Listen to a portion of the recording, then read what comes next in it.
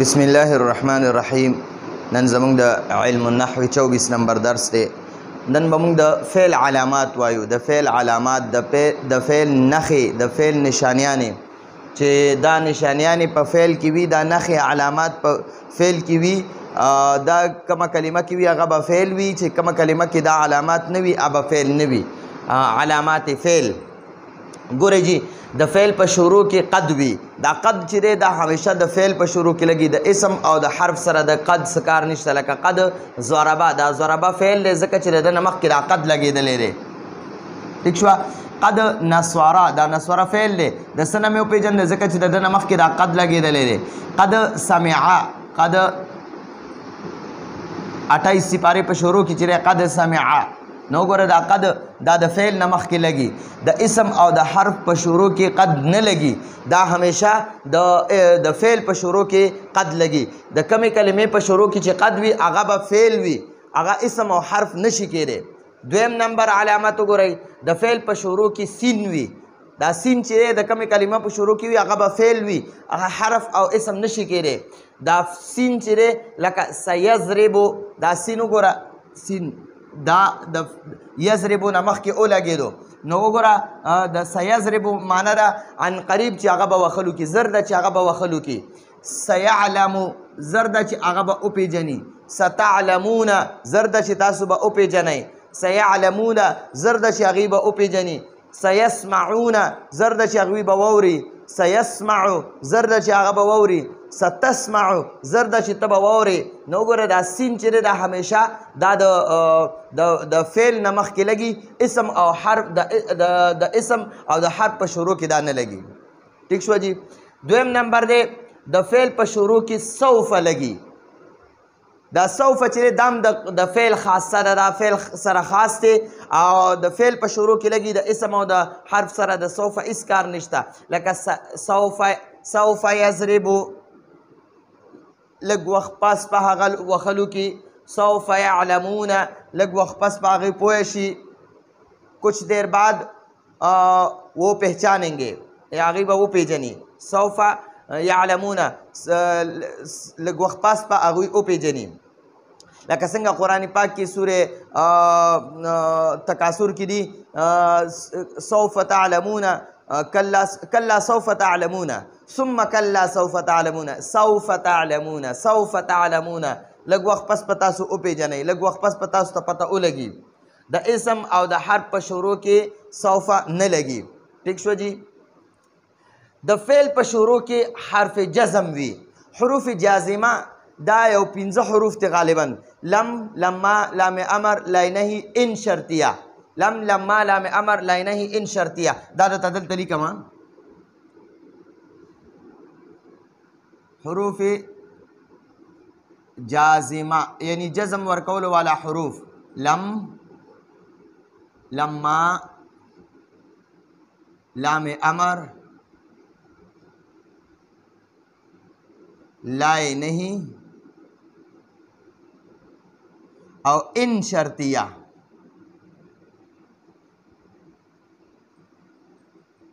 وګوره لم، لما، لام امر، لائے نہیں، ان شرطیہ. دا 15 حروف دي. 1 2 3 4 او 5. نو دا همیشه د فعل په شروع کې لګي او اخیری حرف له جزم ورکوي. لکه ګوره لم یضرب، لم یضرب، دی لم چې دی دا یضرب کو. لما یضرب. ټیک شو جی. بیا ورپسې نو دا لم یضرب، لما یضرب، دا کشان لم یسمع. یسمعو دی د لم د وجې لم یسمع شو. یسمعو دی د لما د وجې لما یسمع شو. ټیک شوه. لم یفتح دی یفتحو دی د لم د وجې لم یفتح شو. یجلسو دی د لم د وجې لم یجلس شو. ټیک شوه. نو دې ته د فعل په شروع کې حرف جزم وي. نه جزم ورکولو والا یعنی د فعل اخیری حرف له جزم ورکوي. دا لم، لما، لام امر، لاینهی چې دي دا د فعل یضربو دی د ده د اخیری حرف له جزم ورکو. نو دې ته حرف جزم وایي یعنی جزم ورکولو والا حرف. نو دا همیشه د فعل نه مخکې لګي د اسم او د حرف په شروع کې نه لګي او د اسم او د حرف سره څه کار شته د کمې کلمې په شروع کې چې ته لم ووینې که نه پوه شه چې دا فعل دی د کلمې په شروع کې چې لمه ووینې پوه شه چې دا فعل دی د فعل په شروع کې حرف ناصب وي نسب ورکولو والا یعنی نسب زبر ورکوي اخري حرف لا یضربو دی د دې لن د وجې لن یضربه شو وګوره د فعل اخري حرف له زبر ورکو اصل کې دا یضربو دی یضربو دی خو ورته ګورئ جي یضربو دا یضربو دی دا لن چې د مخکې ولګېدو نو دا یې یضربه کو دا یضربو چې دی دا یې یضربه کو ټیک شوه دا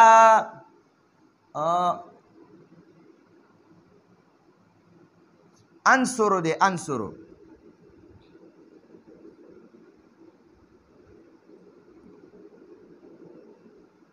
انصرو زه مدد کوم یا به وکم نو دا لن چې د کله د ده نه مخکې ولګېدو دا انصرو چې د ده د آخري رالی زبر ورکو نو ځکه ده ته حروف ناصبه وایي نسب ورکوي نسب زبر ته وایي ټیک شوه نو د فعل په شروع کې حرف ناصب وي لکه لن یضرب او لن انصره لن ننصره ټیک شو جي لن ینصره لن یضرب او دقه شان لن تنصره لن انصره لن ننصره د اسم او د حرف په شروع کې حروف ناصبه نه وي حروف ناصبه ان لن کی اذن دا یو څلور حروف دي ان لن کی اذن ان لن کی اذن دا ورسره یاد کئ حروف ناصبه یعنی نسب ورکول والا حروف ان لن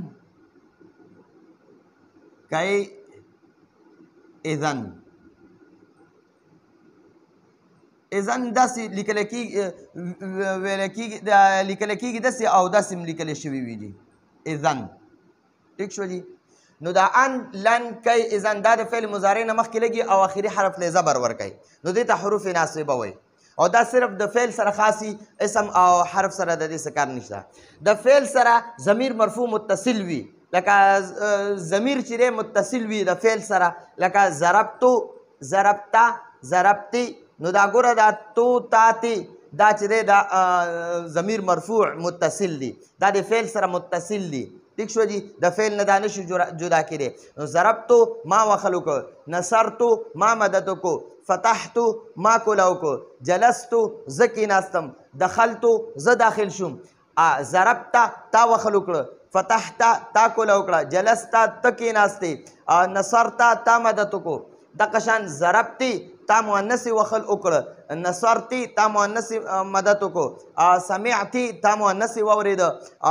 جلستي ته مؤنث کېناستې نو ګوره دا دې ته ضمیر مرفوع متصل وی او دا د اسم سره خاص وي دا د فعل سره خاص وي دا د فعل په اخره کې لګیږي د اسم او حرف سره نه وي ټیک شو جي د فعل په آخر کې تای ساکنه وي تای ساکنه لکه ضربت هغې وخل وکړه نصرت هغې مدد وکړو فتحت وګوره دا اخره کې تای ساکنه ده تا ساکنه ده جزم دی پې وګورئ ورته چې کوم دغه باندې تا باندې جزم وي کوم حرف باندې جزم وي هغه ته ساکن وي نو دې ته تای ساکنه ځکه وایي چې د دې تا باندې جزم دی دا دی او جزم زمونږ دا پښتانه غړوندي ته جزم د جزم ته غړوندی وایي نو دغه ته جزم یا سکون ورته مونږ وایو ټیک شو دي کتابونو والا ورته جزم یا سکون وایي نو جزم چې په کم یا سکون په کم حرف باندې هغه ته ساکن وایي نو دا تای ساکنه څه ته وایي چې د هغې په آخره کې دا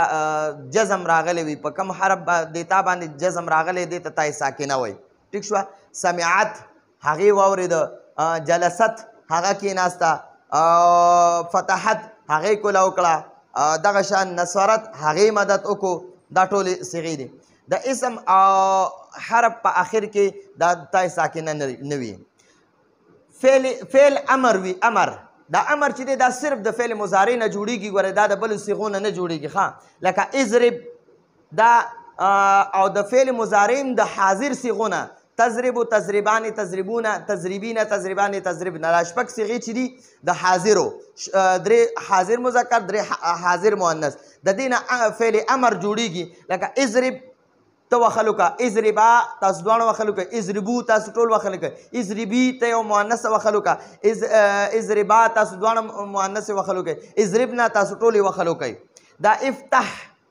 افتح دام د فعل مضارع د حاضر صيغونه د حاضر شپږو صيغونه جوړیږي اجلس نو دام د امر دی او دا امر همیشه ګوره یاد وساتئ دا د فعل مضارع د حاضر صيغونه د شپږو حاضر صيغونه جوړیږي او دا صرف د فعل سره خاص دي چې دا امر چې څومره دی دا د فعل نه جوړیږي اسم او حرف نه جوړیږي دغه شان نهي چې دا نهي عموم دا د فعل